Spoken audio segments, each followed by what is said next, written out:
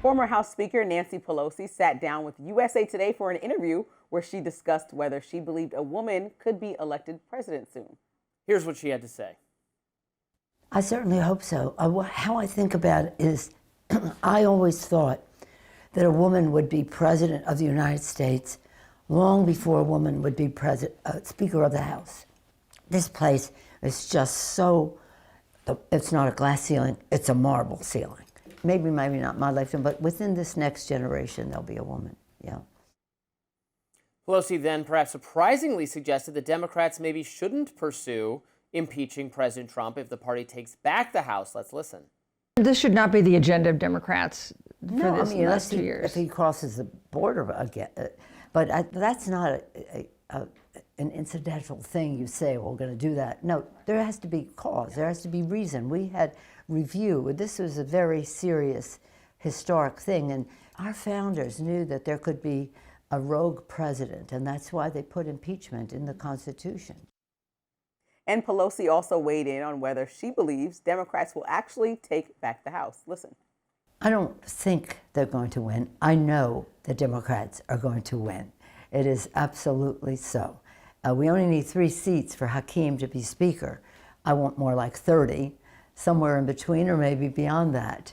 We will win the House. Robbie, you're laughing, but there was a blue tsunami a couple of weeks ago. Remember, Blue Nami, everybody reported on. Blue Mageddon. What's so funny about her saying that? And there is Trump fatigue that you mentioned. No, do I think Democrats are looking to be in good shape? Yes. That was a little overconfident. 30? Methinks. Oh yes, I'm certain about it. Oh, famous last words. But no, yes, I accept that Democrats are in good shape. Trump fatigue is setting in. You know what? I'm not a big fan of Nancy Pelosi, and actually I saw she was starting to get some scrutiny by the New York Times. I just saw that saying, she made a lot of money while her opposition to banning stocks and everything, the money she made while she was in Congress.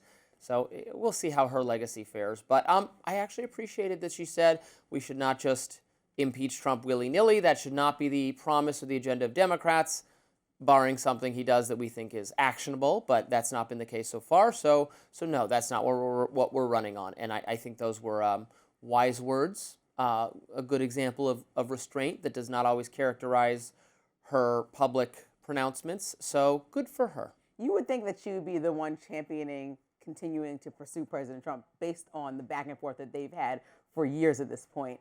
But I've always said consistently, even when the president lost in 2020 and then ran again, that in-between time, the 4 years that people had to say they were fatigued of President Trump, but then he garnered his base in a way that was, to me, like I was in awe of, because the Democrats continued to push forward, finding ways to not only prosecute him in court, and continue to get him to try to get him behind bars or whatever.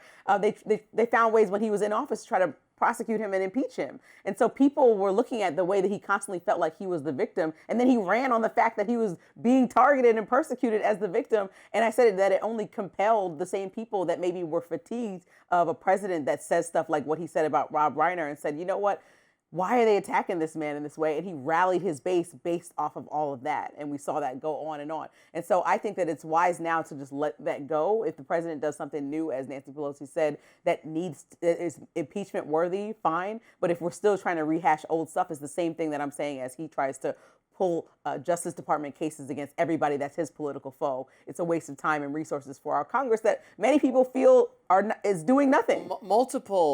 And again, I'm contrasting this because I think what Nancy Pelosi said was appropriate.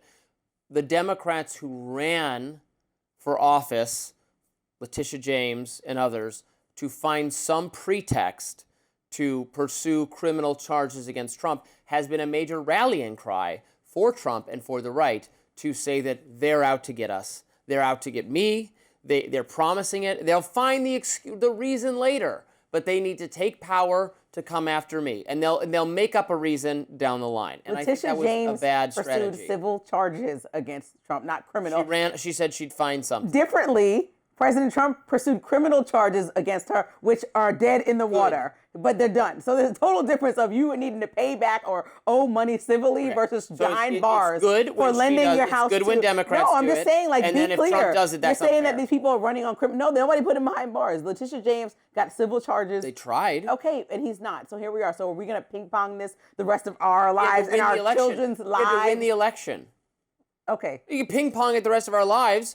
Okay, I won't ping if you don't pong. We gotta. So who's gonna be the adult in the room? Nobody. Nancy Pelosi is being the adult. She said if they win again, they should not pursue this again. Right. So I think that's a good step. Just like the way that if President Trump wants to continue to pursue his political foes his entire time in office, that's fine. But he's also wasting money, and his approval rating is going down. But I do want to talk about before we have to go what she said about she wanting to be a female president, but doesn't think it'll happen in her lifetime.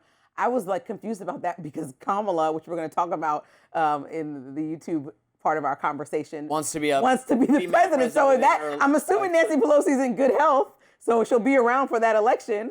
And so I don't understand that statement. She doesn't think Kamala. She doesn't think. I mean, she just. That's kind of.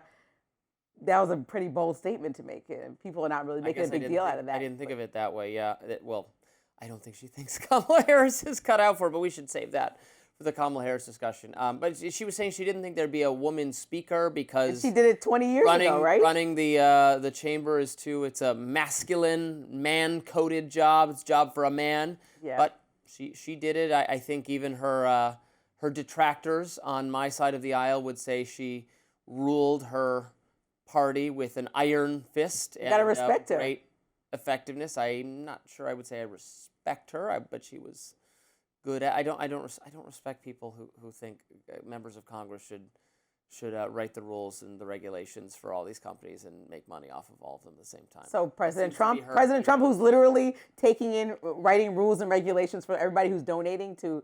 Oh my gosh, don't get me started. We're gonna have to make this a lens tomorrow. That does it for us on Rising Live. Look out for more exclusive YouTube content coming your way later today. And be sure to like, share, and subscribe to the Hills YouTube channel so you never miss any content. We will see you back here tomorrow. Talk to you later.